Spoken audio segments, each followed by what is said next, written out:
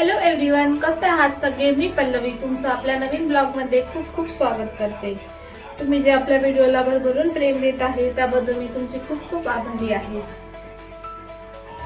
तर मग मंडळी, कसे आहात सगळे? आज मस्त असं पालक पनीर बनवायचा प्लॅन आहे। तर मग पालक पनीर बनवत आहे आणि पुढे तुम्हाला पालक पनीरची रेसिपी दिसेलच।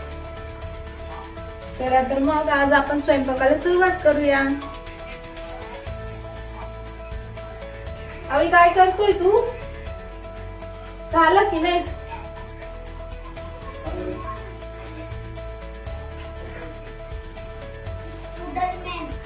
स्पायडरमॅनचं मास्क बनवतोय। स्पायडरमॅनचं मास्क बनवतोय कोणाला? इकडे असं लावून ना।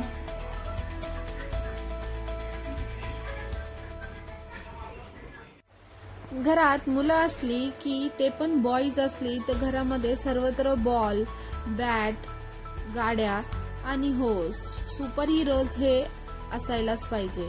आमच्या घरीही तसा स्थान आहे नुसता।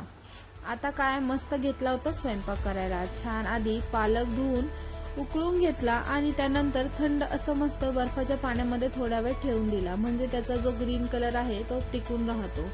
आणि मग तो दळण्यासाठी घेतला। त्याच्यामध्ये थोडं अद्रक, लसूण आणि तुम्हाला जर टाकायची असेल हिरवी मिरची तर मस्त असं हिरवी मिरची टाकून छान असा पालक दळून घेतला होता।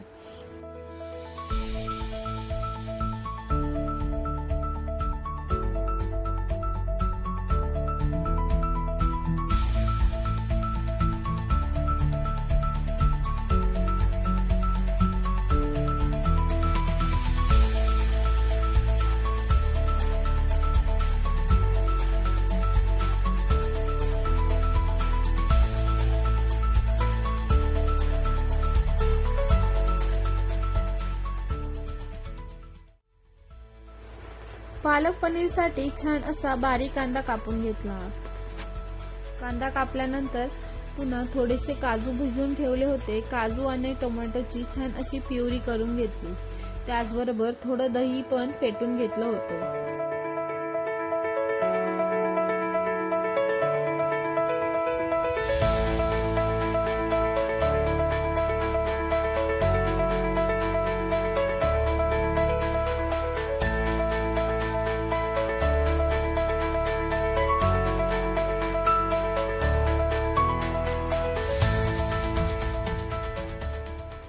पनीर पण स्वच्छ धुवून वगैरे छान असे त्याचे छोटे छोटे क्यूब करून घेतले।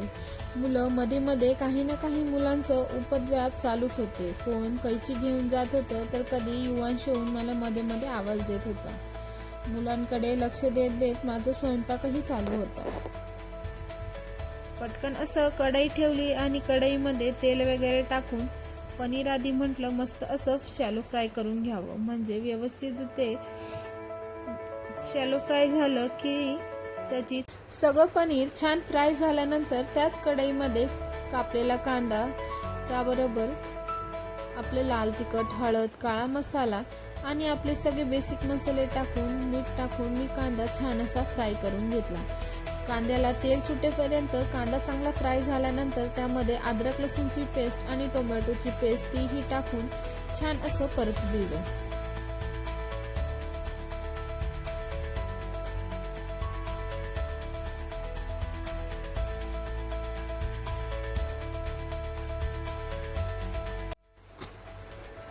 कांदा, टोमॅटो, अद्रक लसूणची पेस्ट आणि सर्व बेसिक मसाले छान शिजेपर्यंत आणि त्यांना तेल सुटेपर्यंत मी सर्व मसाला परतून घेतला।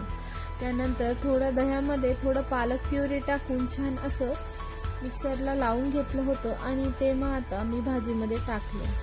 भाजीमध्ये टाकल्यानंतर छान अशी भाजीला उकळी येईपर्यंत, भाजी चांगली शिजेपर्यंत भाजीला मंद गॅसवर ठेवलं आणि भाजीला छान असं तेल सुटलं होतं। मग सर्व लास्ट एंडला त्याच्यामध्ये जे आपण फ्राय केलेलं पनीर होतं तेही मी सोडून दिलं।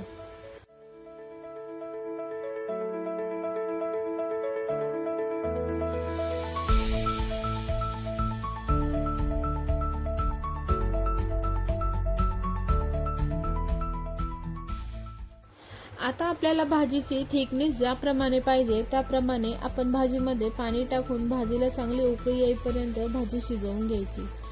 भाजीला चांगली उकळी आली की भाजीला तेलही सुटेल आणि भाजी पण शिजून जाईल. मग फक्त शेवटी आपण फ्राय केलेलं पनीर त्यामध्ये टाकायचं.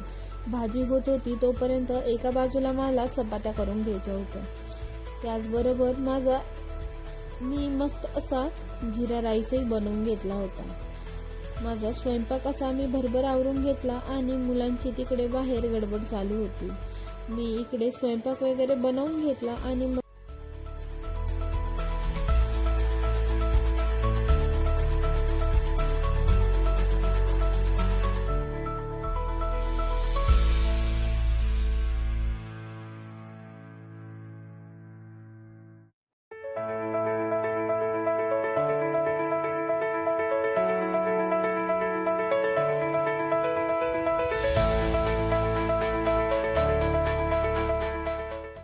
भाजीमध्ये पनीर टाकल्यानंतर भाजीला थोडं उकळी येऊ दिली. त्याचबरोबर माझं एका बाजूला चपात्याही करायचं काम चालू होतं.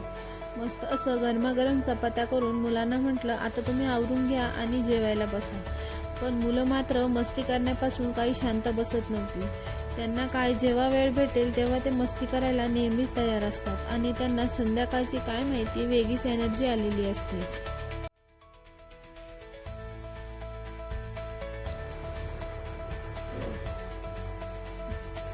चपात्या झाल्यानंतर तव्यावरती तेल टाकलं आणि तेलामध्ये बारीक चिरून घेतलेला लसूण टाकला. लसूण छान परतू दिला. त्यामध्ये लाल तिखट टाकून छान असं मसाला पण जरा तळू दिला आणि मग त्यानंतर गरमागरम तेल घेऊन मस्त असं भाजीवरती फोडणी टाकली. छान लाल लाल तेलाची तरी आली आणि आपली भाजी छान झणझणीत अशी तयार झाली.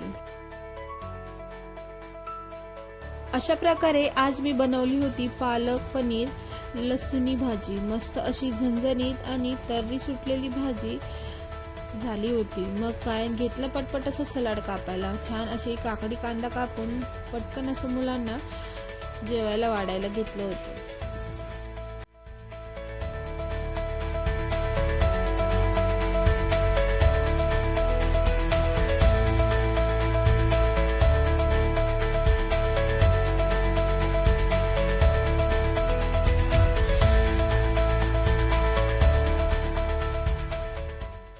मी एखाद्या कामात आहे आणि मुलं मला ती शांत करू देतील असं कधी होतच नाही. त्यांचं काही ना काही मध्ये मध्ये चालूच होतं.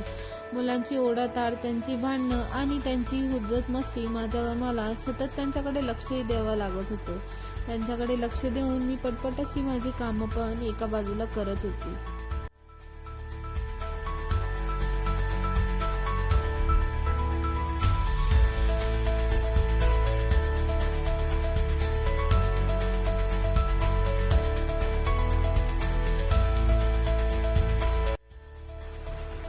आजचा मेन्यू ऐकून तर मुलांना भलतीच भूक लागली होती. मग काय भरभर असं प्रत्येकाला जेवण वाढलं आणि ताटं बनवून मुलांना नेऊन दिली.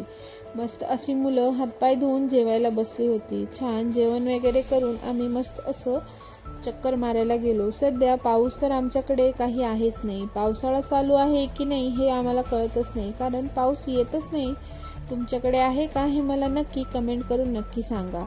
तर मग अशा प्रकारे जेवणं वगैरे वाढली होती. बघा बरं कसं छान असं भाजी भात चपाती सर्व घेऊन मी मुलांना जेवणं नेऊन दिली. आता इथे छोटे मास्तर पण आले होते मध्ये काही ना काही त्याचंही चालूच होतं की मला कधी देते आणि मला कधी देणार.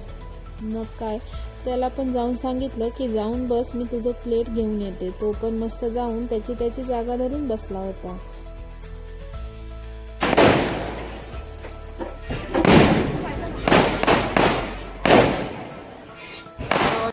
मग आमची जेवणे वगैरे करून आम्ही बाहेर छान असं चक्कर मारायला गेलो. आज तर काय होतं, ईद ए मिलाद. मग ईद ए मिलादचा सगळीकडे फुल ऑन जल्लोष चालू होता. आमच्या इकडे तर इतकी आतिषबाजी आणि इतकं छान डेकोरेशन केलेलं आहे की बघून मनच एकदम प्रसन्न झालं. चला तर मग आमच्या इकडचं डेकोरेशन पाहून तुमचं पण मन प्रसन्न होईल. चला तर मग मी आता इथेच आपला व्हिडिओचा एंड करते आणि भेटूया असेच नवनवीन व्हिडिओ घेऊन. तोपर्यंत पल्लवीज डेली ब्लॉगला फॉलो करायला आणि सबस्क्राईब करायला अजिबात विसरू नका. तसेच आपल्या मित्रमैत्रिणींसोबत, आपल्या नातेवाईकांसोबत आपल्या चॅनलला शेअरही करा.